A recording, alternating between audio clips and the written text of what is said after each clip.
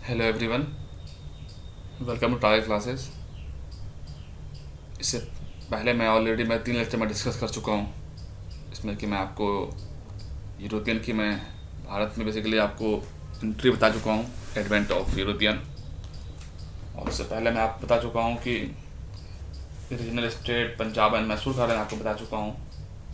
ठीक है, तो आप प्लीज़ आपसे जाकर देखें थोड़ा सा वो पर्टिकुलर लेक्चर को। 3 लेक्चर मैं ऑलरेडी मैं अपलोड कर चुका हूँ। ये हमारा 4th लेक्चर रहेगा। इसमें हम लोग देखेंगे गवर्नर जनरल और वायसराय। ठीक है, काफ़ी ज़्यादा इम्पोर्टेंट है। और अभी जो फिलहाल में जो अभी बीपीएससी जो हो रहा है अभी, उसमें तो ये बहुत ज़्यादा इम्पोर्टेंट है। ठीक है, आपको 1 से 2 क्वेश्चन आपको यहाँ से आपको डायरेक्टली और इनडायरेक्टली आपको यहाँ से ईजिली आपको दिख जाएगा। 1 to 2 क्वेश्चन गवर्नर जनरल से आपको मिल जाएगा आपको एग्जामिनेशन हॉल में। उसकी आप चिंता ना करें, लेकिन आपको ये बहुत अच्छे से इस टॉपिक को करना है। ठीक है, पढ़ते हैं हम लोग आगे इस पर्टिकुलर डिस्कशन में। देखते हैं क्या क्या क्वेश्चन है। आप इसे प्लीज़ आप इसे खुद से पढ़ लेना इसको। ये थोड़ा सा कोर है। ठीक है, आपका तो बुक है तो आप उसको पढ़ना थोड़ा बहुत। यहाँ पे कुछ ज़्यादा आपको इन्फॉर्मेशन आपको मिल जाएगा।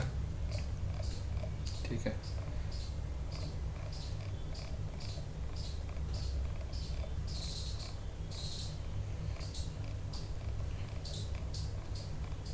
आप इसे पढ़ लेना। आगे बढ़ता हूँ।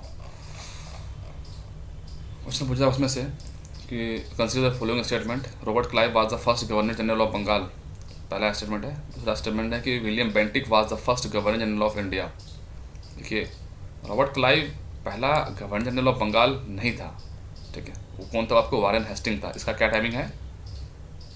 ये आप 72 से 85 तक है वारेन हेस्टिंग रहते हैं। 1772 से 1785 तक। 72-85 इसका कोड है, याद रखिएगा। ठीक है, इसका आपको वारेन हेस्टिंग का। ये बात सही है कि विलियम बेंटिक जो है first governor general of India था। ठीक है, बेंटिक ने ही बैन लगाया था सती पर। बी से बैन लगाना, बी से बेंटिक। ठीक है, थोड़ा याद रखिएगा। रेगुलेटिंग 1773 तहत British parliament provided the system of the colonialist government in Bengal. ठीक है, the government consist the chairman of 4 member. उतना याद रखने वाली बात नहीं है। Governor general Warren Hasting was appointed the first governor general. ये थोड़ा याद रखिएगा। और बंगाल का चार्टर एक्ट 1833 के तहत क्या हुआ कि attempt was British government to centralise the Indian administration. ठीक है, चार्टर एक्ट 1833 को माना जाता है कि ये बहुत ज़्यादा सेंट्रलाइज किया गया था इस चार्टर एक्ट के तहत। ठीक है, उसके बाद क्या है, governor general of Bengal was made the governor general of India. ठीक है, यहाँ से क्या हुआ, सेंट्रलाइजेशन यही है ना। अब क्या हो गया कि बंगाल साहब उसको गवर्नर जनरल ऑफ इंडिया बना दिया गया। किसको? लॉर्ड इसको किसको बेसिकली विलियम बेंटिक को। ठीक है, और ये first governor general of India बन गया कौन? William Bentinck. आगे बढ़ता हूँ। First governor general of India कौन था भाई? अभी हमने पढ़ लिया। अब इसमें ऑप्शन में क्या है ना असल में कि यहाँ पर आपको विलियम बेंटिक नहीं है। ठीक है, इस पर्टिकुलर ऑप्शन, इस ऑप्शन में बेंटिक होना चाहिए था। ठीक है, तो इसका जो राइट आंसर आपको बेंटिक ही है। ठीक है, first governor general of India है, क्योंकि विलियम बेंटिक ऑप्शन में मेंशन नहीं है, इसी कारण इसका आंसर वारेन हेस्टिंग लोग कंसिडर कर रहे हैं। ठीक है, हालांकि ऐसा क्वेश्चन आपको नहीं मिलेगा, आप इसके लिए बेफिक्र रहें। उसका टाइमिंग क्या है? 73 से 84 है। मान लीजिए 72-85 तक है। ठीक है, Hasting was born in Churchill. उतना इंपॉर्टेंट नहीं है। बस आगे बढ़ता हूँ। जो इंपॉर्टेंट नहीं है मैं इसे स्किप कर दूंगा। इसमें से कौन सा? इसमें से ट्रू नहीं है। The foundation of the system of civil administration was formally laid by the Warren Hasting on which the superstructure was raised by the Cornwallis. Clive was responsible for the reforming the East India company civil and military services. Lord William Bentinck was the greatest British ruler as he consolidated British Empire in India. क्या Lord William उसने पूछा क्या है? उसने पूछा इसमें कौन सा इसमें ट्रू नहीं है। तो ये बात नहीं है कि Lord William Bentinck was one of the greatest British rulers as he consolidated the British empire in India. ये बात गलत है। Lord Dalhousie added the rich limitations on the British empire on the basis of doctrine of left. की बात बिल्कुल सही है। Clive led the both civilian as well as the military reforms. Clive जो था, लॉर्ड क्लाइव, उसी ने लाया था। ठीक है, under civil reforms he banned gifts and private businesses. ठीक है, he made internal tax compulsory. उसने इंटरनल टैक्स को कंपलसरी बनाया। Under the military reforms he ordered the ban of the dual allowance systems. 1766 में it was given only the soldiers who work outside the border Bihar and the Bengal. उतना ज़्यादा important नहीं है। कुछ कुछ चीज़ इसमें बहुत ज़्यादा इसने वो कर दिया आपको ज़्यादा, इसमें वो डिफिकल्ट कर दिया है, हमें हमें उस पर बिल्कुल हमें पढ़ना ही नहीं है। The foundation system of the civil administration was firmly laid by the Warren Hasting. Warren Hasting ने इसको लेड किया था, इसको सिस्टम ऑफ सिविल एडमिनिस्ट्रेशन को, ठीक है, was and outline bye the Cornwallis. Cornwallis का भी बहुत ज़्यादा कंट्रीब्यूशन है। उसका रूल क्या था, 86 से लेकर 93 तक रूल था आपको किसका, कॉर्नवालिस का। एंड इस remember for the 2 events, introduction of the permanent settlement Cornwallis. Corn मतलब क्या होता है, मक्का, ठीक है। मक्का कहाँ पे रहेगा आपको, खेत में, जो आपको फार्म में रहेगा। तो कॉर्न मतलब क्या, ये परमानेंट रहता है कहाँ पर, खेत में। तो परमानेंट सेटलमेंट कौन लाया, तो कॉर्नवालिस लाया। उसका टेन्योर क्या है, 86-93, इसका कोड है 86-93, ठीक है। आगे बढ़ता हूँ। 2 event settlement of Bengal in the third Mysore war. Third Mysore war इसी के समय में हुआ है। आप मुझे बता सकते हो कि फोर्थ मैसूर वार किसके टाइमिंग में हुआ है, ठीक है। और लॉर्ड डलहौजी का समय आप देखिए 48 से लेकर 56 तक है, 48-56 होता है। तो इसने डॉक्ट्रिन ऑफ लैप्स के तहत इसने क्या कर दिया, 17 को इसने मर्ज किया 1848 में। ये डेट याद रखिएगा, बहुत बार पूछा जाता है। सबसे पहले 17 को ऐड किया 48 में, जैतपुर एंड संबलपुर को 1849 में इसने ऐड किया है। भगत को इसने 50 में ऐड किया, 1850 में। उदयपुर को 52 में, और झांसी को 1853 में। नागपुर को 54 में डॉक्ट्रिन ऑफ लैप्स में, ठीक है।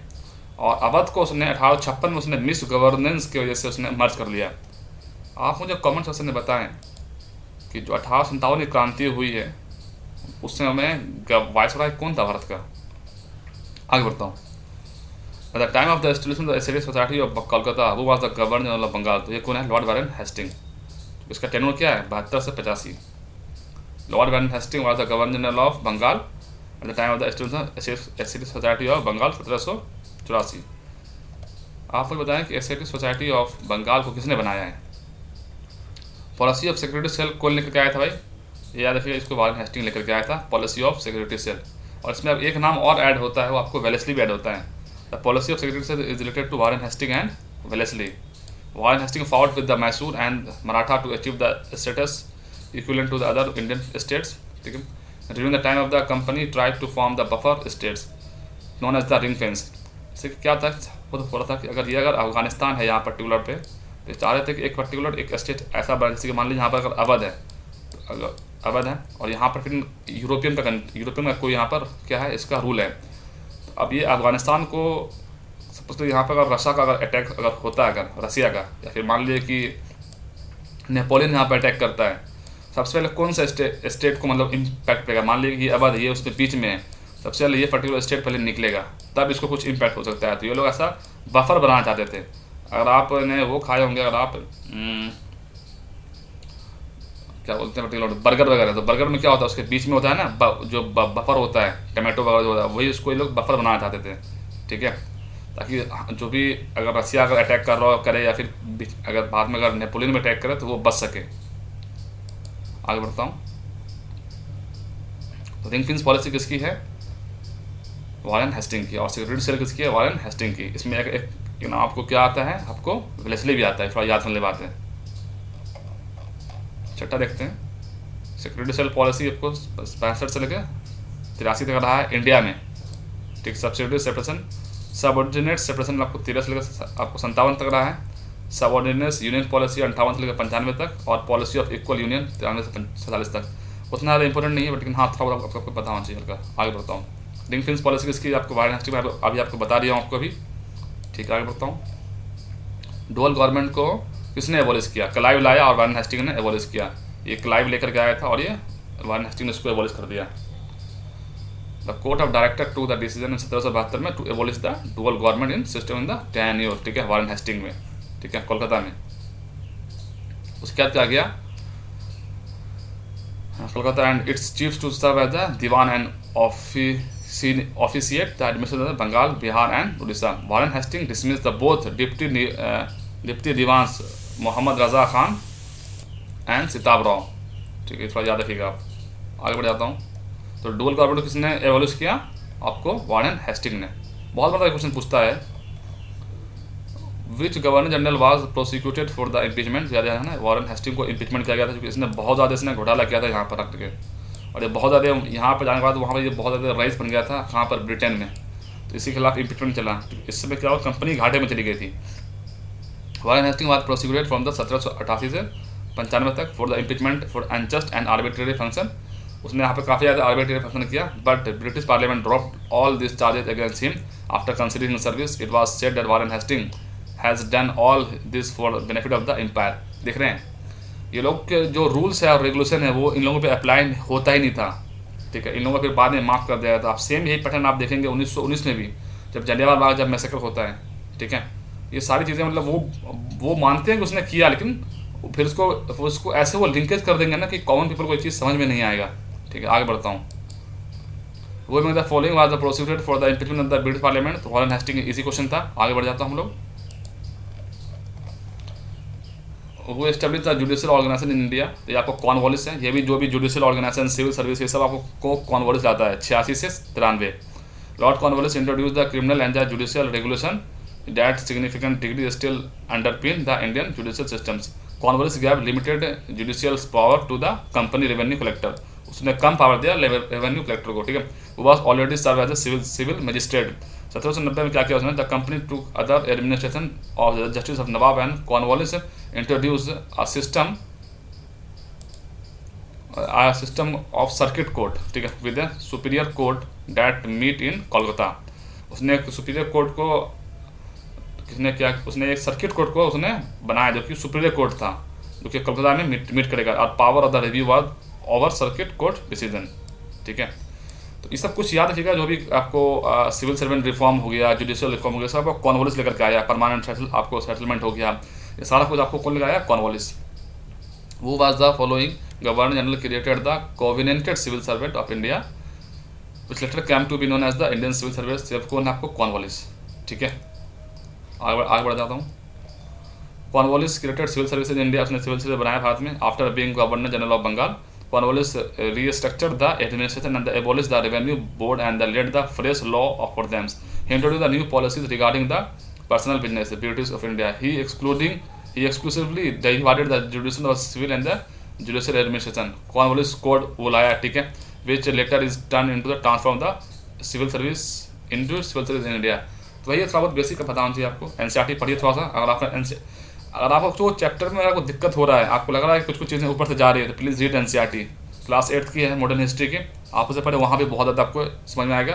फिर क्लास 12th में जो है NCERT आप उसको ही पढ़ सकते हैं। NCERT को पढ़ना बहुत ज़्यादा जरूरी है। ऑलवेज अपनी वीडियो में बोलता रहता हूँ। The enforcement of the public servant service was done in tenure of Cornwallis में, ठीक है। पब्लिक सर्विस बताया आपको अभी। आगे बढ़ता हूँ। टर्म ऑफ द कॉर्नवालिस कहाँ पर है, तो आपको गाजीपुर में है। The Lord Cornwallis was the governor general of Bengal 86 से 93 और 1805 to 1805 he is known as the इस्तामारी और परमानेंट सेटलमेंट। अच्छा, परमानेंट सेटलमेंट जाना जाता है, उसके लिए जुडिशियल कोर्ट भी उसने लाया। और promoter of Indian administration service he died in the October 5 1805 को Ghazipur. His grave situated in the Ghazipur. उसका ग्रेव कहाँ पर सिचुएटेड है, गाजीपुर में। इसका कुछ कंट्रीब्यूशन क्या रहा आपने पढ़ लिया। जुडिशियल कोर्ट था, इंडियन एडमिनिस्ट्रेशन उसने सर्विस लाया, ठीक है, और भी बहुत काम किया आपने, ठीक है। आगे बढ़ जाता हूँ। बिटवीन द ट्रीटी ऑफ बसीन साइन इन 1802। ट्रीटी ऑफ बसीन किस में साइन हुआ है, तो इंग्लिश और आपको वाजिराव सेकंड में। अब आप इसको याद कैसे रखेंगे, ट्रीटी ऑफ बसीन किसके साइन हुआ है, तो ये आपको इंग्लिश और बाजीराव में। यही आपको 1802 में ये ट्रीटी साइन हुआ है। कब हुआ है ये आपको, ये आपको 1802 में हुआ है, ठीक है, 1802 में हुआ है।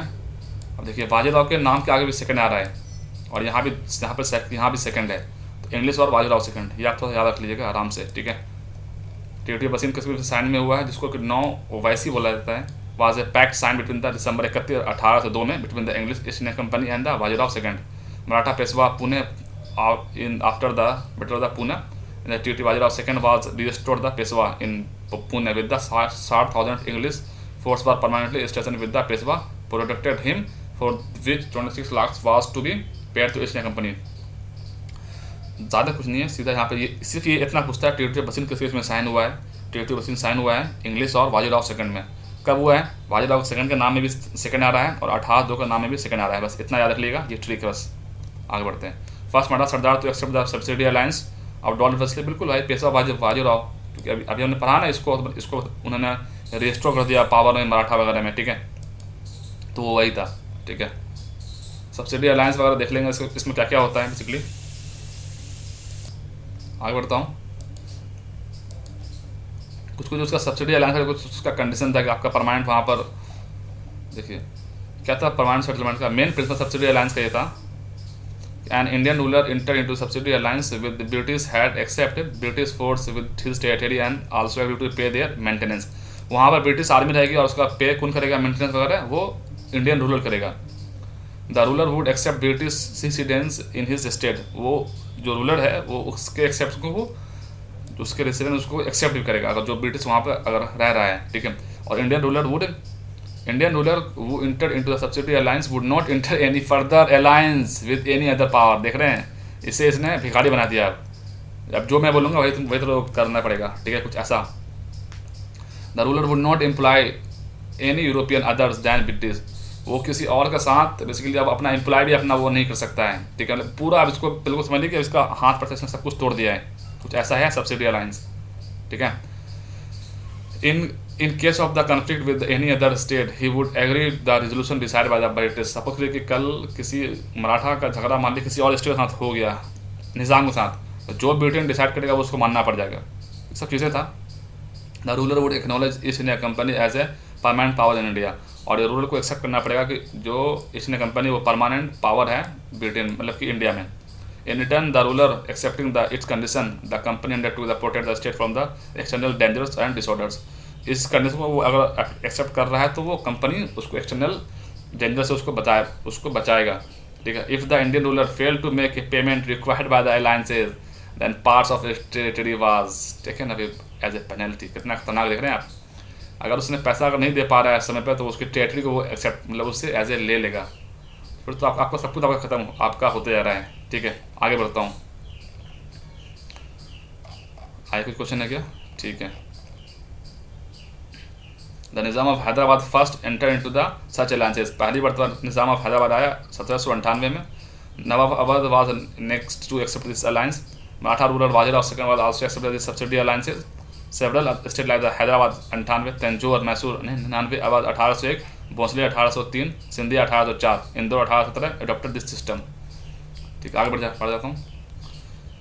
ये बोला कि विच of the following statement does not apply to the system of subsidiary alliance introduce by the Lord Wellesley. कौन सा इसमें से अप्लाई नहीं था? To maintain large standing army, other expensive, बात बिल्कुल सही है। To keep India safe from the Napoleon dangers, उसको ऐसा लग रहा था। To establish British paramountcy over the Indian state, बात बिल्कुल सही है, ठीक है। To secure fixed income for the company, ये बात नहीं था। For which of the following statement does not apply to the subsidy alliance, अभी हमने ये नहीं पढ़ा ना। To secure fixed income for the company, ये बात अभी हमने नहीं पढ़ा। उसमें जो 5-6 पॉइंट था ऊपर में, ये वाला इस पर्टिकुलर ये बात इसमें नहीं मेंशन है, ठीक है। इस तरह याद रखने बात है। और कौन से ऑब्जेक्शन को आप कर सकते थे? लॉर्ड वेलेस्ली 1798 में आया, ठीक है। The time British were looked in A life and death struggle with France all over the world. The fear of the Napoleon haunted the British everywhere.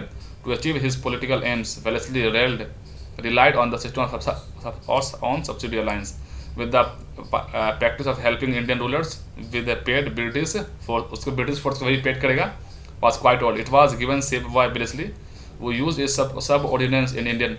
ये सब कुछ वही है, पूरी कहानी वही बताना चाह रहा है कि सब्सिडी अलायंस कैसे आगे इम्पोज हुआ और उसको कैसे ब्रिटेन को फायदा हुआ। सब्सिडी अलायंस बाद implement during the reign of Wellesley, याद रखने बात है, वेलेस्ली लाया सब्सिडी अलायंस लाए हैं। फर्स्ट किसने रूलर जो एक्सेप्ट किया सब्सिडी अलायंस, ये आपको निज़ाम ऑफ हैदराबाद बता दिया आपको 1798 में। ये मैंने ऊपर डिस्कस किया ना अभी हम ये इस चीज़ को अभी हमने निज़ाम ऑफ हैदराबाद 1798 में, फिर आपको तंजौर और मैसूर आपको 99 में, अवध 1802 में, भोंसले 1803 में, सिंधिया 1804 में और इंदौर 1817 में, ठीक है। आगे बढ़ जाता हूँ। 18 हो चुका है हमारे पास question.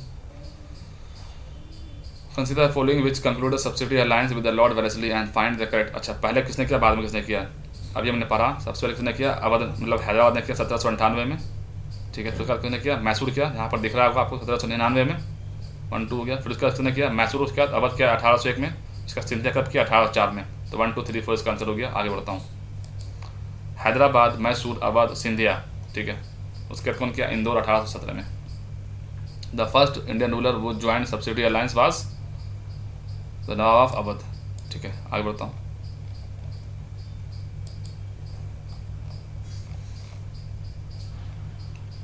Subsidy alliance was not accepted by, ये बहुत इंपॉर्टेंट क्वेश्चन याद रखना कि होलकर स्टेट ऑफ इंदौर इसने सब्सिडी अलायंस एक्सेप्ट नहीं किया। एक दो स्टेट और जो सब्सिडी अलायंस एक्सेप्ट नहीं किया था।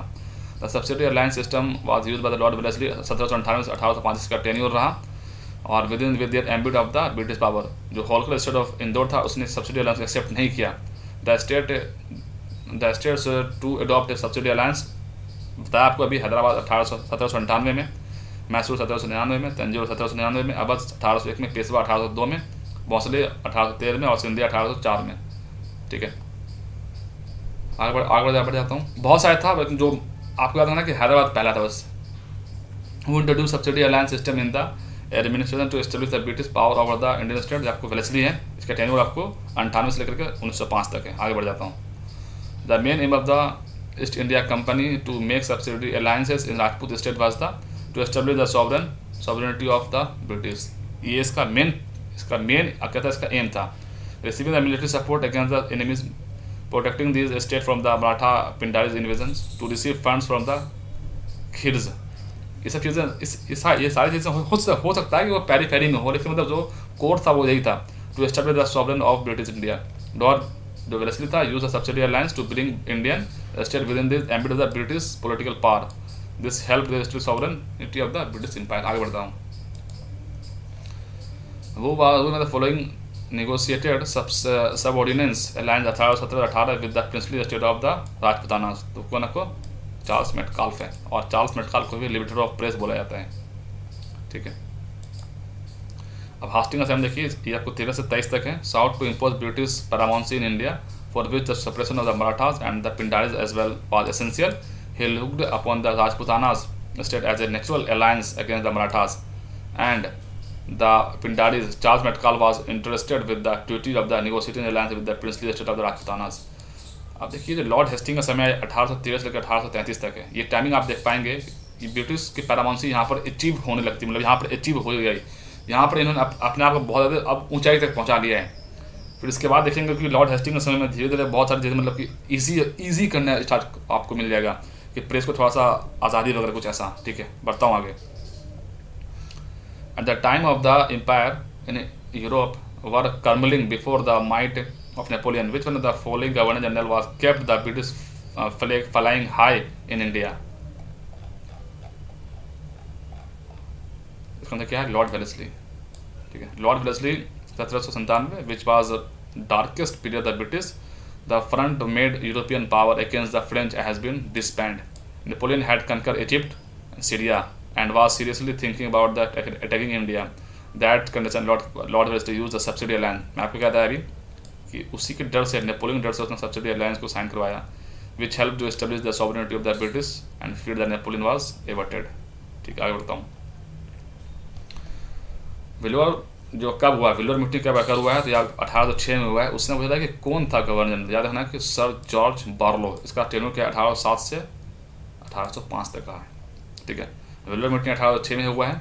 Was protest against the interference in the social and the religious practice of the सिपाही में। ठीक है, मतलब ऐसा माना जाता था कि वेलोर मीटिंग में ये लोग क्या करते थे ना, ब्रिटिशर कि जैसे कि जो अगर मुस्लिम है तो उसको मतलब अपने जो भी रिलीजियस उसका प्रैक्टिस है वो उसको नहीं करने देते थे, और जो हिंदू है उसको भी अपना रिलीजियस प्रैक्टिस को वो लोग नहीं करने देते, क्योंकि उसका वो बोलते हैं कि ड्रेसिंग कोड होना चाहिए किसके अंदर, सिपाही में। ठीक है, तो उस चीज़ को लेकर के था। और भी बहुत सारी चीज़ इशू थी। इसको वेलोर मीटिंग को काफ़ी अच्छे से एक्सप्लेन कर रखा है तमिलनाडु बोर्ड ने, फिर आप इसको कहीं थोड़ा बहुत आप उसको पढ़ें थोड़ा सा। ठीक है, द सिपाही unfurled the flag ruler of Mysore.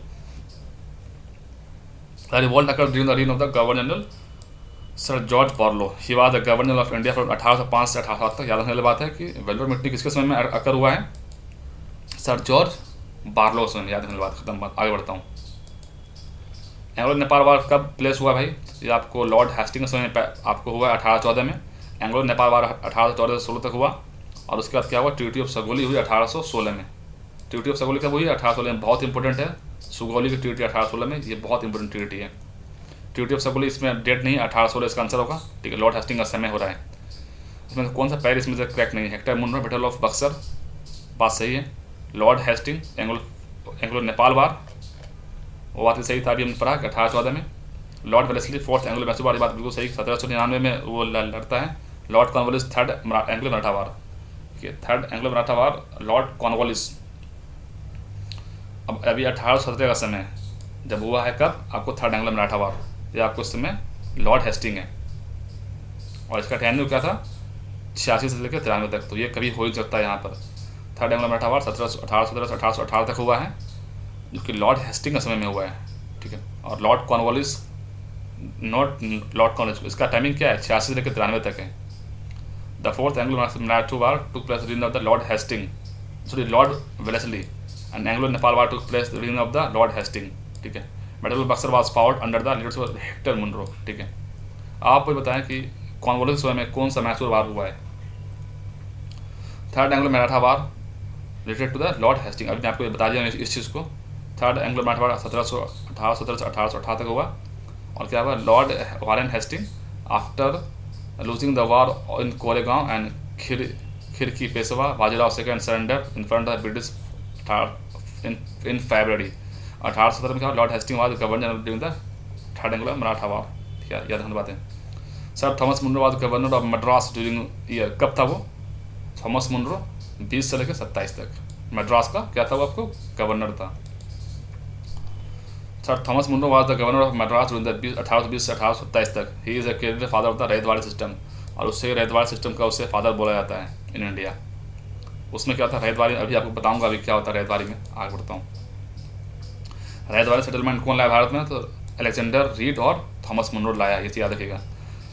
देखिए रैयतवाड़ी सिस्टम में क्या होता था, रैयतवाड़ी इसको लगाया इसको मद्रास वगैरह में, जहाँ पर क्या था कि लैंड छोटे थे, तो उन लोगों ने पीजेंट को ही, मतलब पीजेंट वो लोग डायरेक्ट, पीजेंट जो है ना, पीजेंट वो अपना पैसा डायरेक्ट देगा किसको, वो देगा जाकर के आपको ब्रिटेन को, ठीक है। पीजेंट ही उसका हेड रहेगा, और पीजेंट डायरेक्ट कॉन्टैक्ट करेगा किससे, यहाँ पर कोई इसमें मिडिल मैन नहीं होगा, या आपको डायरेक्ट करेगा किसके, गवर्नमेंट से, मतलब कि ब्रिटेन से, ठीक है। यही आपको रैयतवाड़ी से आपको सेटलमेंट है। In Ryotwari settlement every registered holder of land is recognised as the proprietor of land and use and is held responsible for direct payment, वो डायरेक्ट पेमेंट करेगा land revenue to the state को, ठीक है।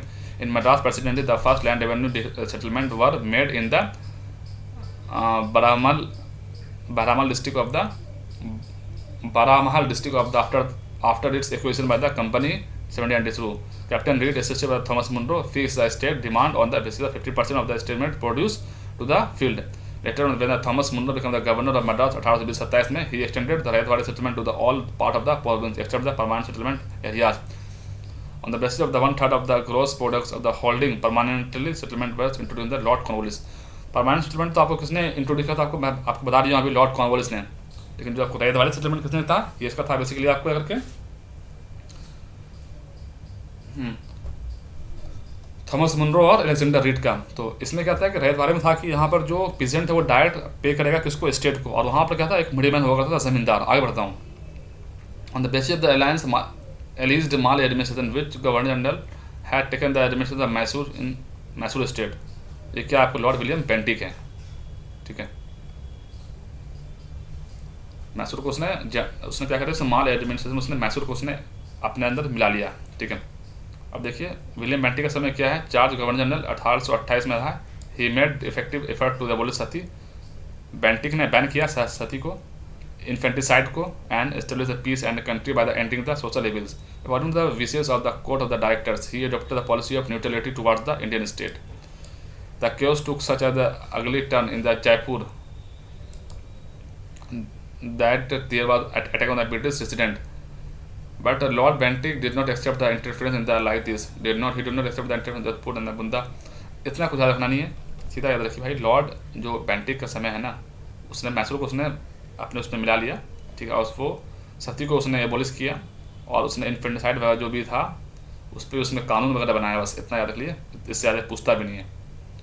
कौन था governor general of Bengal, वो third Anglo Mysore वार, कौन है आपको कॉर्नवालिस। ये मैं आपको भी पूछा था क्वेश्चन, आपको भी देखिए यहाँ क्वेश्चन ये चीज़ रिपीट हो गया। घटना तक सबसे अच्छी चीज़ एक यही है। थर्ड एंग्लो मैसूर वार का हुआ 1790 से 92 में। उस समय कौन था, आपको कॉर्नवालिस था, ठीक है। इसका 86 इसका 93 का टर्म है, ठीक है। आगे बढ़ता हूँ। वो was the following was associated with the separation of thugs. ये आपको क्या है, कैप्टन सिलीमैन। ये आपको ये चीज़ें याद होनी चाहिए। क्या है, they thugs included the following both Hindu and Muslims religious. They use the worship Kali, Durga and Bhavani. They use the cut the head and offered its sacrifices to feed the goddess. Lord William appointed the Captain Silliman to the taken action this. He arrested 1500 thugs, many of them were hanged and rest of them banished for the lifetime. 1837 में he organized thugs camp to an end. ठीक है, तो thugs को किसने हटाया था? आपको सेलिमन था। सती को किसने एबॉलिश किया? तो विलियम बेंटिक, आपको बता दिया हूँ अभी। राजा राम मोहन राय का बहुत ज़्यादा कंट्रीब्यूशन था यहाँ पर, बस आप बाकी को पढ़ लेना खुद से, ठीक है, ज़्यादा इंपॉर्टेंट नहीं है। सती का एबॉलिश किया भाई 1829 में। अब इस क्वेश्चन को बार बार अभी रिपीट करेगा तो उसको दिखने का कोई फायदा है नहीं। हाँ, हिल असेंबली प्लान कौन लेकर आया भाई आदिवासी के लिए? तो कौन है? क्लीवलैंड, ठीक है। Hill assembly plan setup for the development of the Adivasis, Cleveland. He placed the entire range of his hill inhibitant, ठीक है। उतना इंपॉर्टेंट नहीं है ज़्यादा क्वेश्चन, लेकिन हाँ अगर कभी ऐसा पूछो तो याद है ना, क्लीवलैंड था बस। The export of slaves from Bengal was banned which years? 1789 में बैन कर दिया गया। स्लेव को आप एक्सपोर्ट नहीं कर सकते हो बंगाल से, ठीक है। The export of slave from Bengal was banned 1789 in 1811 1883 AD. Several law उसमें बनाया गया रिगार्डिंग स्लेव। चार्टर 1833 में governor was asked to make a law to abolish slavery. 1843 में ये काम जाके लास्ट हुआ। 1843 में slavery was declared illegal in all part of India under the Indian penal code of the declare 1860 में, ठीक है। तो दोस्तों आज के लिए हम लोग इतना ही रखते हैं, क्योंकि मुझे लग रहा है कि वीडियो फिर लंबा हो जाएगा। अभी हाफ एन आवर का हो चुका है, बाकी मैं इसका नेक्स्ट पार्ट में, सेकंड पार्ट में इसका मैं कंप्लीट करने की कोशिश करूँगा। तो दोस्तों आज के लिए इतना ही है। Okay, take care and bye bye.